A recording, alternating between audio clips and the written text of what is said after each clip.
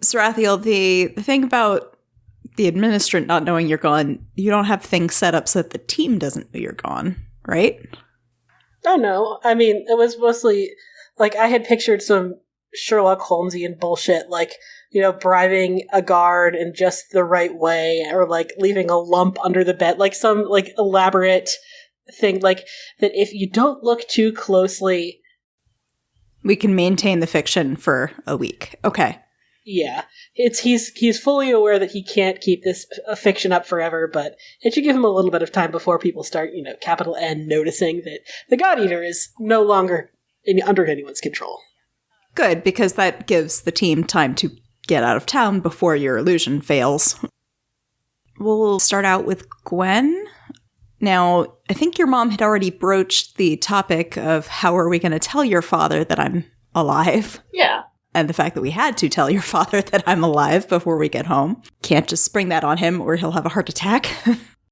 Oh, did we agree to that? I feel like that's not what we agreed on. I thought you had agreed that you were going to use the sending stones to at least tell him that you were coming home. Oh, yeah. We said we were going to tell him I was coming home. I wasn't going to tell him that she was there. Okay. Good to know. What could possibly go wrong? I am an anxious person, and I know that my father is an anxious person, and nobody needs to be in a situation where he has, like, an entire week to think about it. It's a bad idea. Interesting. What do you do to get ready to leave? Do you do anything special, or is it just kind of quiet, and you just say your goodbyes quietly? I pack all of my books. It is an entire cart. There's not actually room for people anymore. We have to walk. Nope. We're vetoing some of those books. What do you mean you're vetoing some of my books? The horses need a break. They'll be okay. Clear misunderstanding for how pack animals work. I start digging through my spell book. I'm like, I'm sure I've got something in here. It's gonna... You know what? I don't think I took levitate, but I could go back to the library. It's fine, I have a library card now. No, Gwen, we don't need to bring all of these home. You are not going to have time for this. Okay, well, you're not going to have time with it, alright. But, I mean, I'm going to have something to do while you and Dad catch up on, like, 30 years of history. And you don't think 1 or 2 would suffice? Absolutely not. I do not understand you, sport. Okay, look. I will settle for 50 books, okay? That's my compromise, and I'm making a big sacrifice. Oh my god, you're worse than Ember. You're worse than Ember. Look, I have to have at least 5 books for the ride there, and then there's going to have to be another 5 for the way back. And then I'm going to need at least 30 for the entire time that we're there staying with them, because I'm going to read roughly like half a book a day. So, it's going to add up really quickly. Heavens forbid you reread something. Yes. Thank you. I'm so glad you understand. I don't. I really don't. Anyways, it's just this box, and he just, like, hands her a giant box that's filled to the brim with books. I mean, luckily she's strong enough to hold this, but, like, really? Yes, really. All right, 1 crate of books. Okay, we can deal with that. I think that's it. Yeah, I don't need anything else. We're good to go. Clothes? Clothes. Yeah, sure. He grabs, like, a robe out of a pile of dirty laundry, and he puts it in the crate of books. I know your father raised you better than that. It's fine. He's at college. He's got half his clothes at home. Yeah, it's true. Okay. All right. We'll talk hygiene on the way. I shower, like, at least twice a week, so I don't know what you're talking about. You should see Jared down the hall. I have. So you guys hit the road. Tell me a little bit about the village that you grew up in. I think it's very, very sleepy. It's beautiful. It's, like, on, like, a high cliff, and great views of the surrounding countryside, and, like, elegantly architected buildings, because it is an elven village. And it has a very big central library, which I spent a lot of time in as a child. You really needed all these books. 100%. I read all those books. I read all of those books already, at least twice. I feel like we would have a town on the outskirts. It's got, like, a nice little cottage and, like, a garden and, you know, lovely little French estate. Oh my god, it's a suburb. Yes, absolutely. 100%. It 100% is a suburb. What makes you think that he's not a little, like, yuppie from the... So yuppie.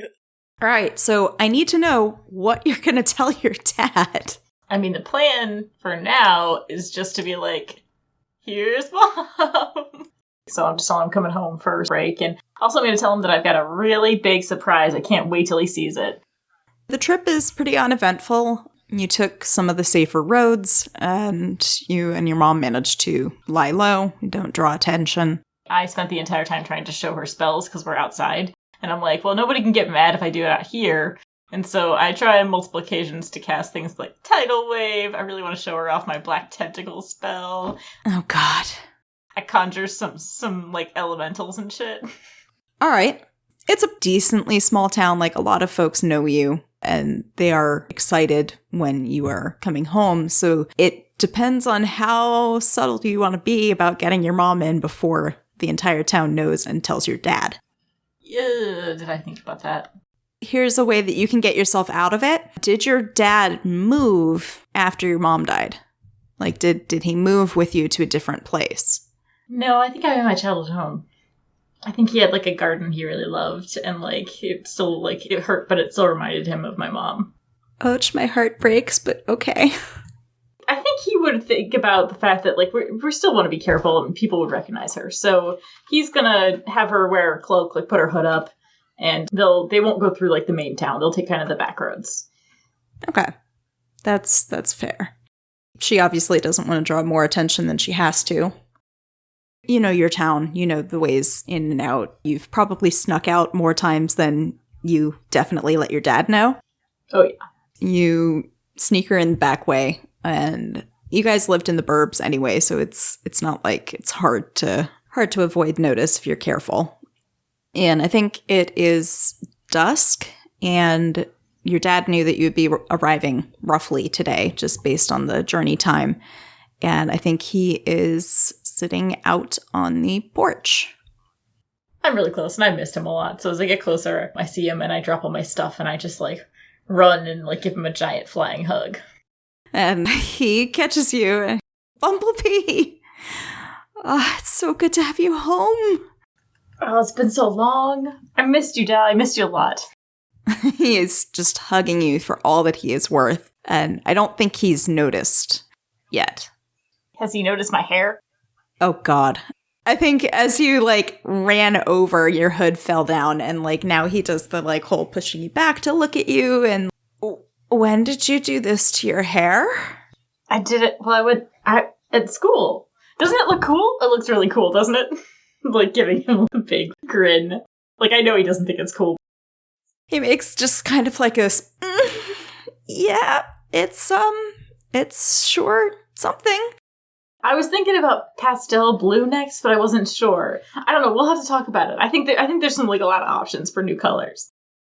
I mean, your old hair was so nice. That was kind of boring. You know, just like a little bit.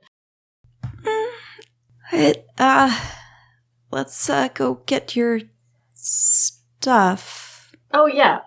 And I think he's looked up and he's seen that you had a companion with you.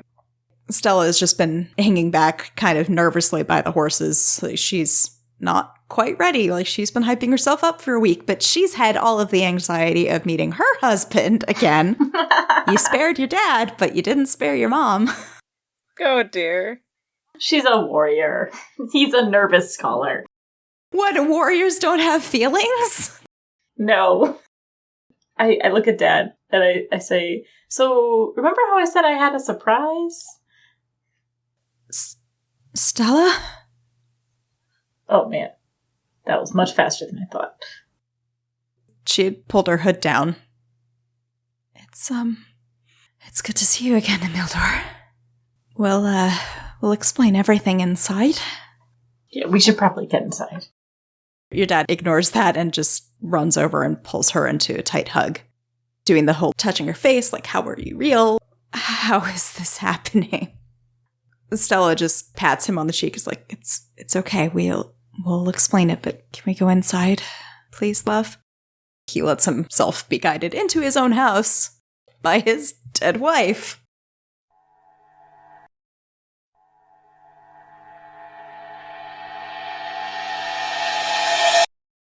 So, Chaz, I'm assuming that you fixed up the bracer. Yes, because it's time to try again. You know, give it a few days and then revisit the project with fresh eyes. Describe your attempt again. What are you trying this time? After being emotionally vulnerable with Bestie, even though, you know, it is Tanya, he's like, wow, that did not feel fun. I didn't like that at all. I experience emotions and I process them. Not having a good time. You know, if we can, you know, just warp maybe. First, we have to test to make sure it works. Okay. So remind me what you're trying to do. You were trying to find a trace, or what are you trying to do? Yes, that is to see if the first quest, to see if there is an Algodon in this plane, in this timeline. All right, roll me an Arcana. Okay. It's a okay roll, but considering you have a +8 to Arcana. Right. So you're checking in this plane, and surprisingly, this time you do get some kind of reading. It's not really a clear reading, but you do have something. It's actually kind of nearby. Seems like maybe one of the schools in the conclave. Oh, that is way more shocking. He's like, oh, what? So close? Huh. And I never knew. So what are you going to do with that information? Oh, I'm immediately investigating. He's like, all right, great. Time to go there then. The bracer, it's not like it beep, beep, beeps you there, but you get a pretty decent idea of how to go about finding whatever has set it off. You made the thing, like you know how it works generally. You're an engineer, so like some of it is a little trial and error. Right. Last time, very much error. It's fine. He's used to that. He's like, not all experiments work. It's okay. It's science. The closer you get, the more you're kind of questioning the science, though. Because it's leading you to one of the colleges, but it's not one of the bigger colleges. It's leading you into a library, which doesn't really mesh with what you knew of your Algodon. It's like, okay, maybe he's researching gardening techniques. Yeah. He's looking up how to get rid of flesh-eating worms. Yes, for his prize-winning tomatoes. I don't want to know why flesh-eating worms live on tomatoes, but, you know, we'll just stick a pin in that. It's fine. It's one of the smaller libraries, so it's not nearly as frequented as the Vault of the Sages or other areas. Inside, you only see a couple elves and a human. Head tilt. Now, the human looks a little bit like Algodon. He's got the dark skin. He's got dreads. Does have vitiligo on his face and his hands. But he's not a Genasi. This is a very curious development. Okay, he's going to approach. And, excuse me, do you perhaps know anybody named Algodon? He looks up. No. Sorry. Wish I could help you. I don't think anybody around here goes by that. It's just you look so familiar. I'm so sorry to be forward, but have we met before? I think I'd remember, but no, I don't think so. I'm Hayden, and he offers a hand. Hayden. Well, it is pleasure to meet you. I am Chazmere, Artificer Extraordinaire. Well, that's the first artificer I've met. Not a lot of them here. Well, I can't imagine why not. I mean, there's definitely great scenery, he winks. I don't think a lot of the science-minded go into law and politics. And you realize you're in the law library. And he's just immediately like, oh, yeah, that's true, that you have a point. Law, interesting. He's gonna tap his bracer like, are you sure you're working properly? And he kind of gets a look at the bracer, and like the fact you said artificer plus the bracer's like, wait, are you with AppTap? Who's asking? Hayden, I know, but I mean, are you asking, like, are you going to hold this against me in a court of law is what I want to know. Ha, you're very funny and very adorable. Fine. No, I hadn't heard that they were doing any recruiting drives or anything, so is there like a portal nearby or something? Is that why you're looking for this Algodon? At that question, he sort of scratches the back of his neck. It's more of a personal quest, really. He tries not to look disappointed. Did you perhaps have interest? I do. My advisor, she had a couple of her family members work there, so I like everything that they've done for the city. They're helping us a lot. Oh boy. Chaz used to think that too. He just, maintains a smile. Always doing good. That's us. Yes, you have found the AppTap fanboy. He's just like, all right, well, it was wonderful to meet you. I must continue my search, but good luck. All right. Thanks, I guess. And you don't probe into his background at all. He's just like, I love AppTap, and he's like, okay, great, bye! All right, so Hayden is gone from the storyline now. He was just gonna go into a different room and, like, tap and be like, is this thing working? Like, really? Are you sure? Why did you lead me here? Yeah, no, this is who you're looking for. Like, all of the signals are right. And you remember that Belle told you about shadows and how shadows, at least for dragons, are not the same in every world. He sort of has, if there's a mirror around, he's gonna follow a mirror. And he, like, looks in the mirror. He's like, really? An AppTap fanboy, Chaz? Really? That, oh, God. Your taste gets worse and worse. It's fine. You can teach him. You can train him. Yeah, he definitely ruminates on that whole shadows business, and he's just like, way more different than I was expecting. Especially after he's fresh off of the ritual. That just happened. They broke the stamp, and he's like, people who are very pro-AppTap, he's like, nope. You can still educate, you know what? If he's just, like, the next time you see him, just, like, sit him down and be like, listen, AppTap is terrible, and then just, like, start listing off all their crimes, and then being like, also, you're a fantasy lawyer. Do you feel like helping me take them down?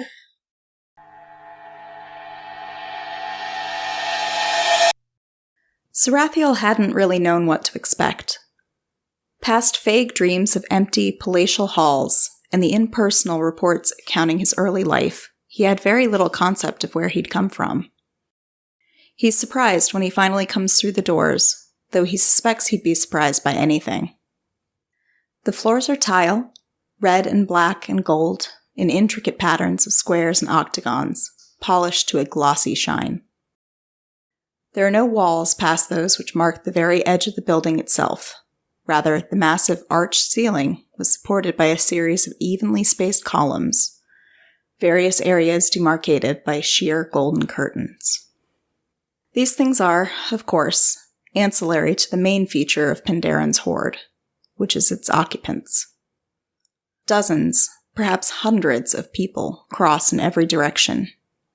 Men and women and those between or beyond, elves and humans, tieflings and genasi, and Aasimar and Centaur and Yuan-Ti, all of them glittering with jewelry and glistening with oil, wearing little or nothing at all, and all of them so beautiful they almost defy description. Sarathiel knows that gold and gems were the hoard of a typical dragon, but he also knows that his father would not be typical. He realizes, with a sinking feeling, it is the people that are his hoard. Concubines. Are they prisoners here?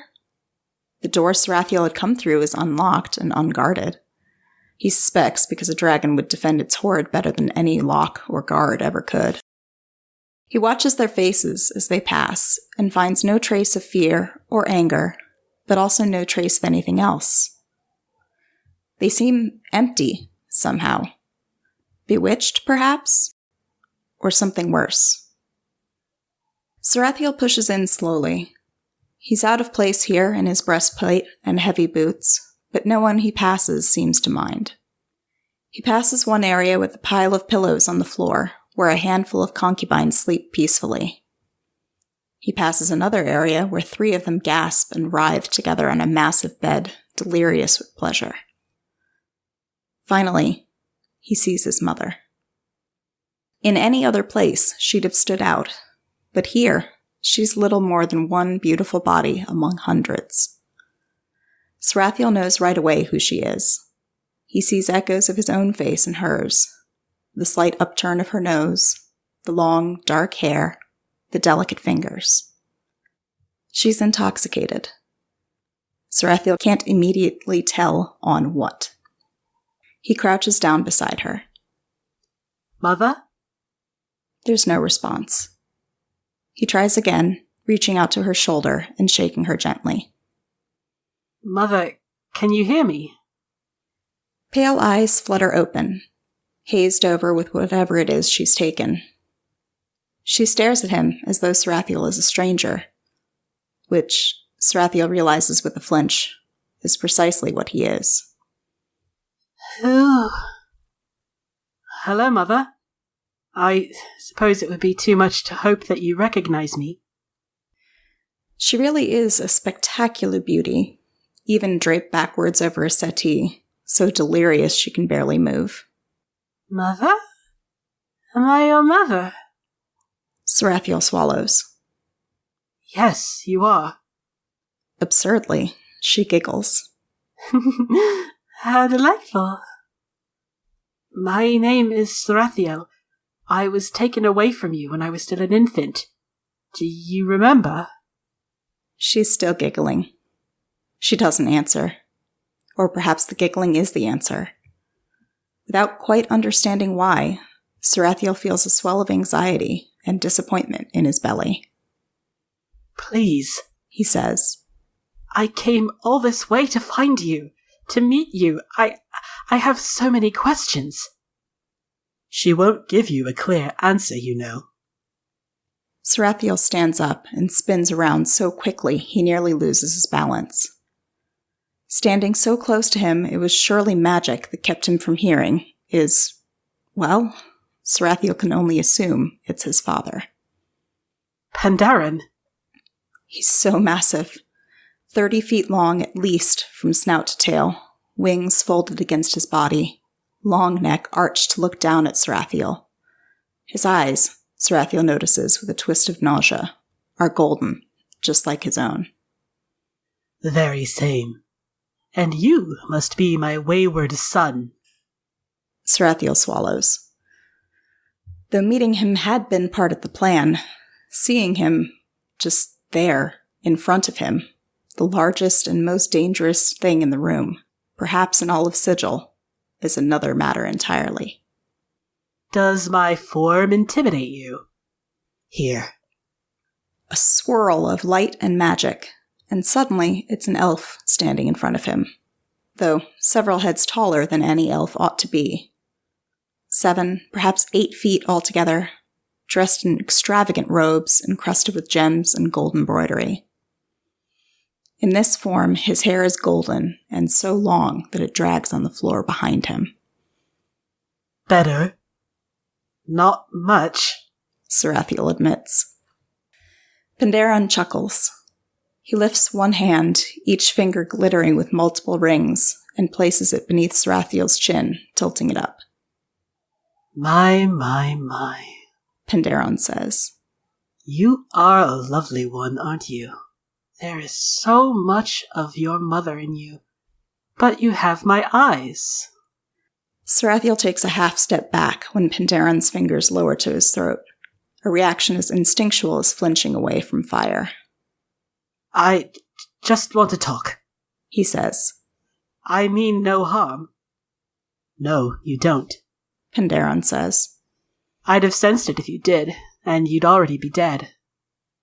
You'd kill your own son. Sarathiel asks without meaning to. There's another low chuckle. My dear boy, Penderon croons. I'd kill everyone in Sigil to defend my horde.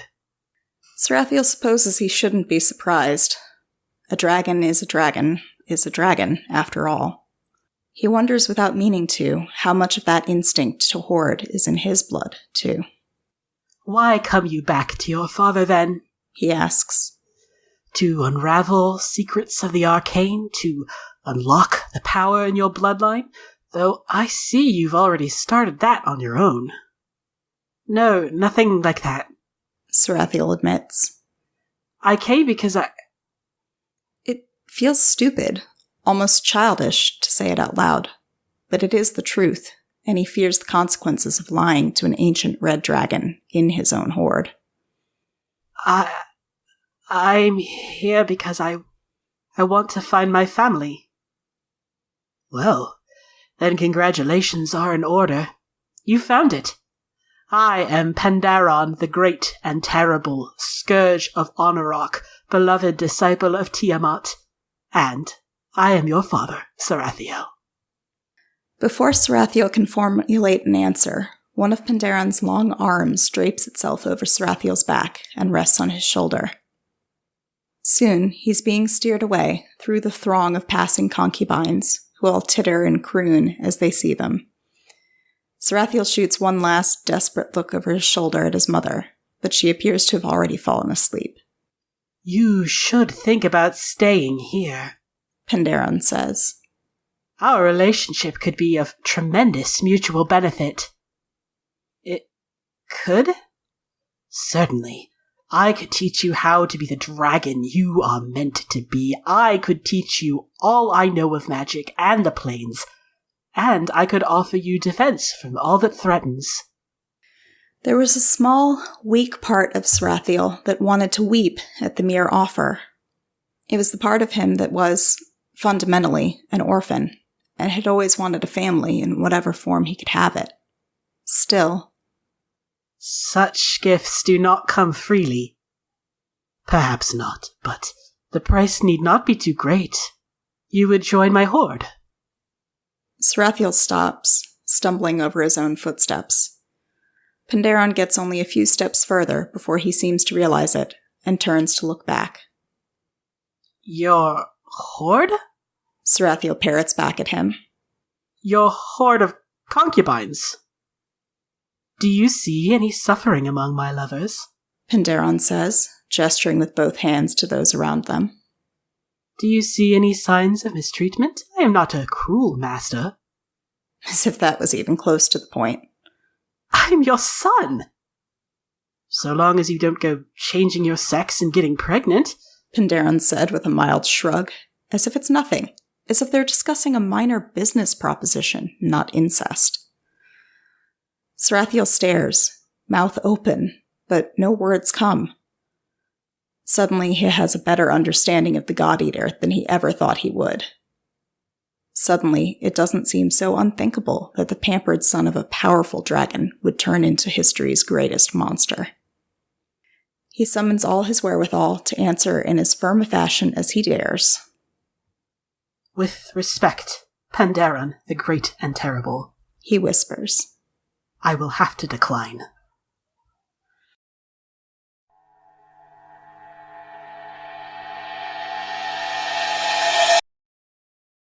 We're gonna switch back to Gwen and the family.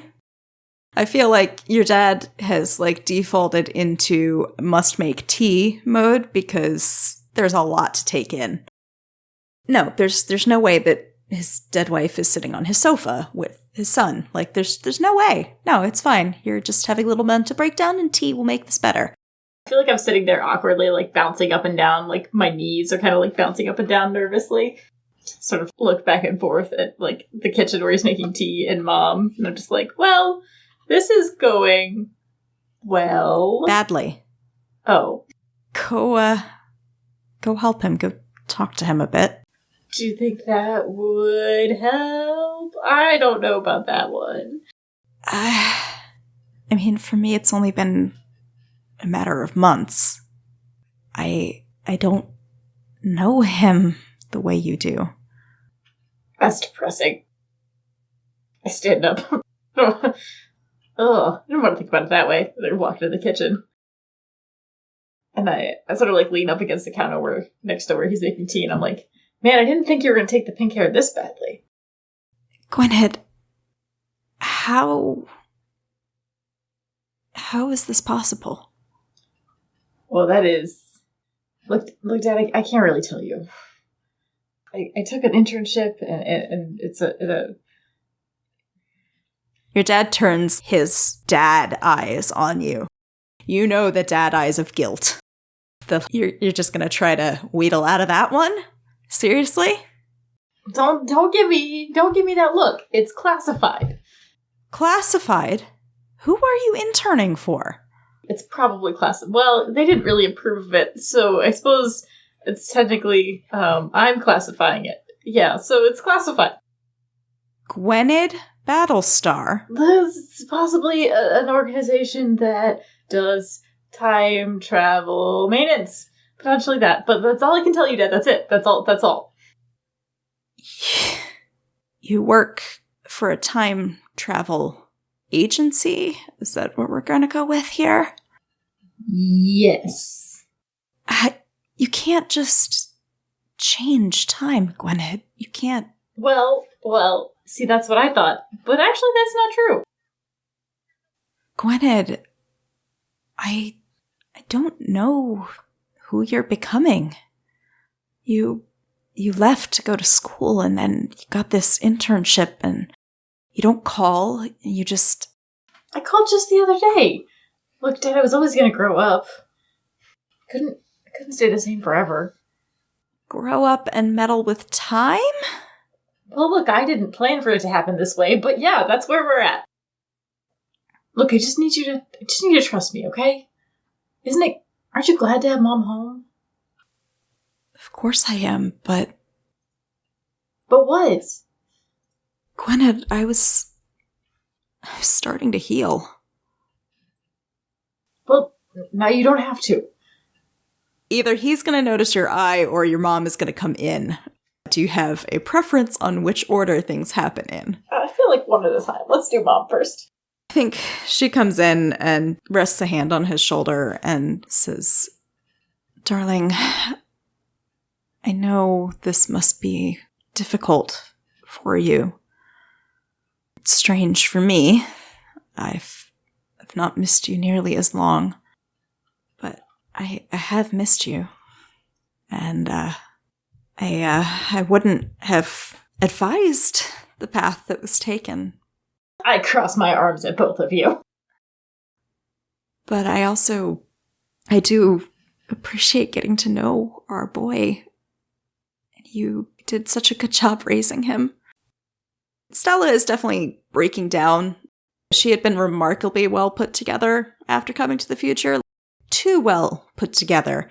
But Gwen, you're a young kid. You don't really understand a lot of the traumatic stuff that goes on in adult life yet. Yeah. Neither of them is handling this particularly well. But she's allowing some of those cracks to show through. I wouldn't have hurt you for the world, but you know what I am. You know that I'm a soldier, and you knew that it was a risk. And he just tears up. Of course I did, Stella, but I never thought I'd actually lose you. And they both cog to the fact that you're still in the room, Gwen. I sort of look awkwardly, and I'm like, you knew. I didn't get the books from the... I'm gonna go. And he just sprints out of the room. I think he goes out and starts just trying to lift the books, and it's not going well, so it's just gonna take a while. They're gonna talk for a little bit. Your dad's not taking it well. Obviously, he is excited to have her back, but it is strange. And it's weird for her because, like I said, she's only been missing him for a couple months.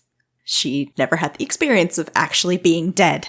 So this is not a thing that she's had to deal with.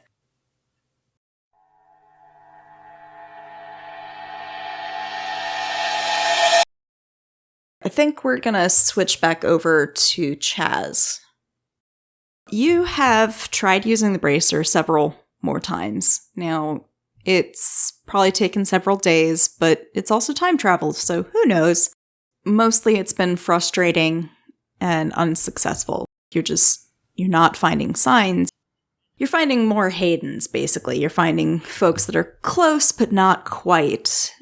And it's getting frustrating. And you think maybe that frustration is why you're starting to feel just kind of a little watched.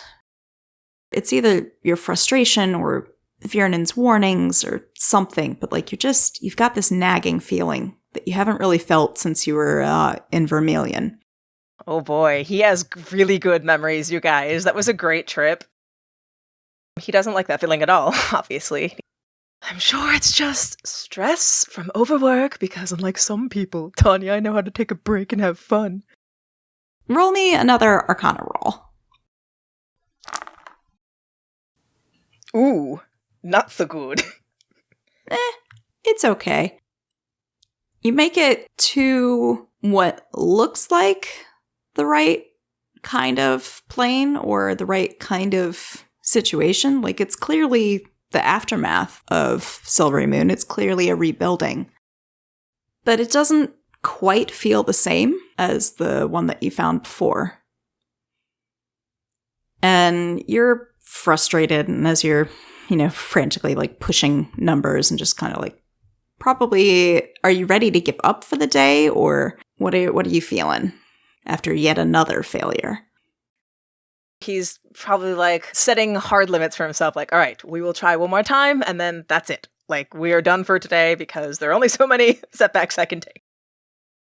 You plug it in, and, there's the usual small tremor as the portal opens. As you are stepping through, you get a glimpse in your peripheral vision of a very, very familiar figure. It's your brother. Oh boy. And like I say, it was in your peripheral vision, but you know him. This tall, drow, super long hair. He is dressed in raiding gear. Clearly, he is on a hunt. And you think he's following you. Chaz immediately falls on his ass backward, completely falls down and just like, shit, fuck, no. Do you close the portal that's in front of you now? Yes, absolutely. He was like, shit. No, fuck, he can't be here. Not. The portal closes with just a snap of magic. You haven't even taken in your surroundings, like where you step through, in your panic. As the minutes drag on and no one appears, you start to very slowly come out of this panic attack. Very, very slowly. Like, it takes effort. Mm-hmm. You have to force yourself to remember how to breathe, how to calm down. You're okay. You're taking stock. I'm grounded. I am here. I'm not in the Underdark anymore. I'm fine. I'm safe now. He's not here. It's fine. Behind you, you hear Algodon quietly ask, Who's not here? Chaz? Are you okay?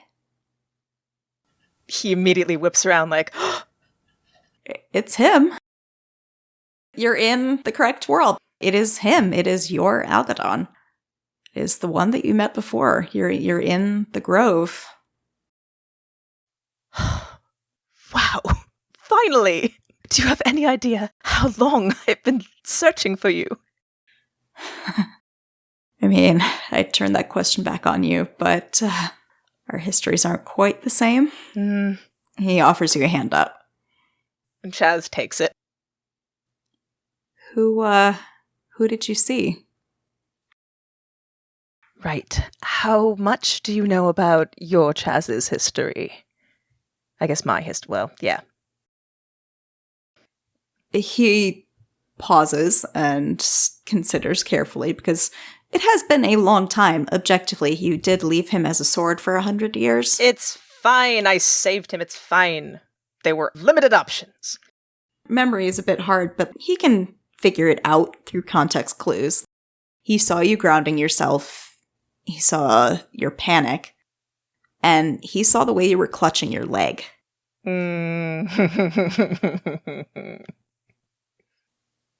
It was him, wasn't it? Your brother?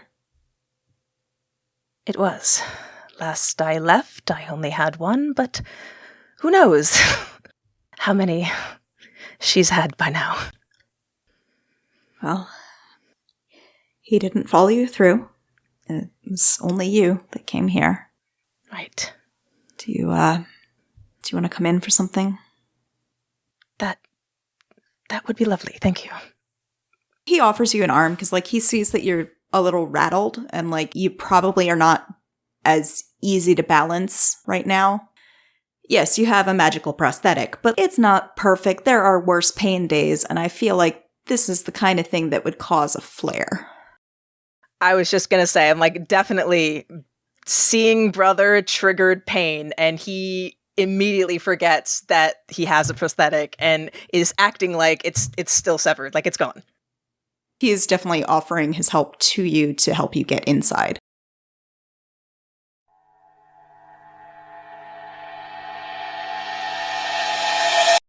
The night market in Sigil is a subdued affair. For how many people crisscross the busy streets, from stall to stall, few words are exchanged. It's a backdrop of quiet mumbling and clinking coins, of subtle glances and hurried footsteps.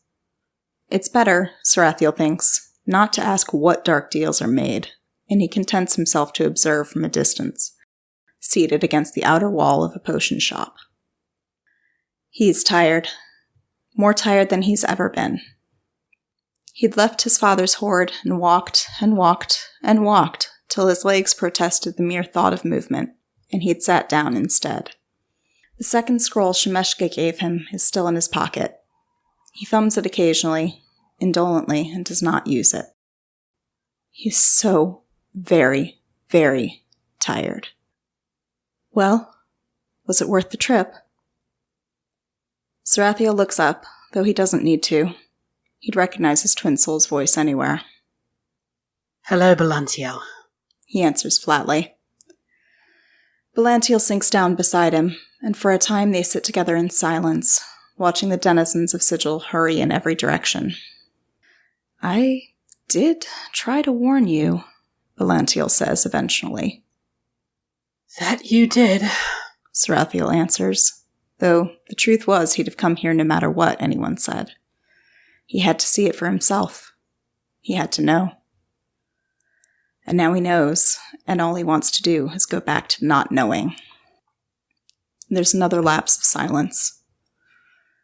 When Belantiel next speaks, it's with forced jocularity. Well, look on the bright side, he says. Now you can put this whole terrible affair to rest. Your father's a monster, and you never have to speak to him again. Sarathiel sighs. I wish it could be different. Belantiel clicks his tongue. Oh, why? Because you're so desperate for a father figure. Because I've never had a family before, Sarathiel says. And I'd hoped... It feels so stupid to say it now, but I just hoped...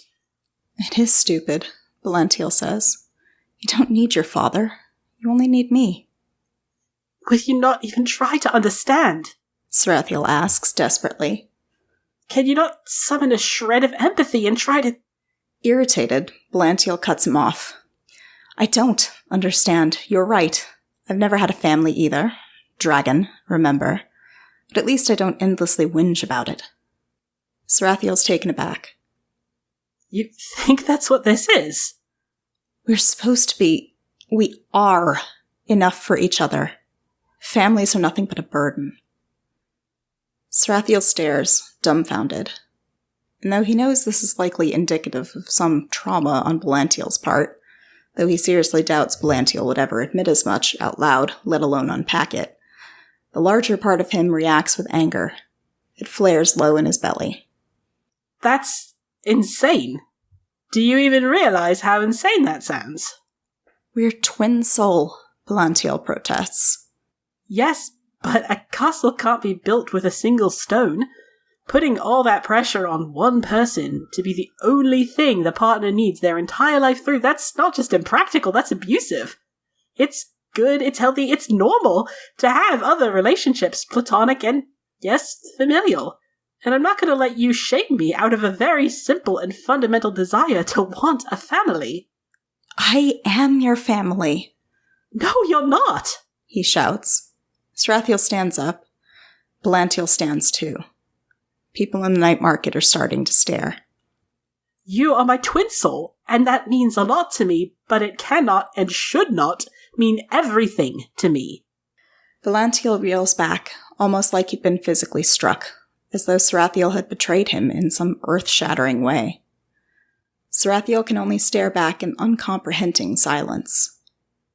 He doesn't know any other way to explain it to him, and he has a sinking feeling that if Palantiel can't or won't understand it, it may end up being a shard of glass in the beating heart of their fledgling relationship. Fine, Palantiel says, wounded, after a protracted silence. But don't expect me to be happy about being nothing to my twin soul. You're not. But he was already gone, in a swirl of magic and the smell of ozone. Sarathiel sighed, pushed a hand through his hair, and swore in Draconic. It was going to be a very long road back to Silvery Moon.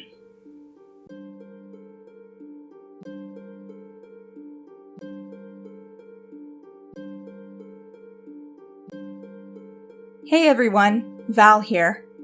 Thank you for tuning in to the latest episode of Crit Fail Club, Restoration. If you can't wait to hear what happens next, check out our Discord server for episodes in pre-release, or to listen in live as we record. You can join us by going to bit.ly/CFCDiscord. For more information on the show, character biographies, and links to social media, head to our website, critfail.club or critfailclub.com. You can follow us on Facebook, Twitter, and Tumblr. We don't advertise at all, so if you like what you hear, tell a friend who might also enjoy the show, post on social media about it, or leave us a review on Apple Podcasts. Full episodes are available on our YouTube channel, bit.ly/CFC channel, or on other major podcast platforms. Thanks again for tuning in.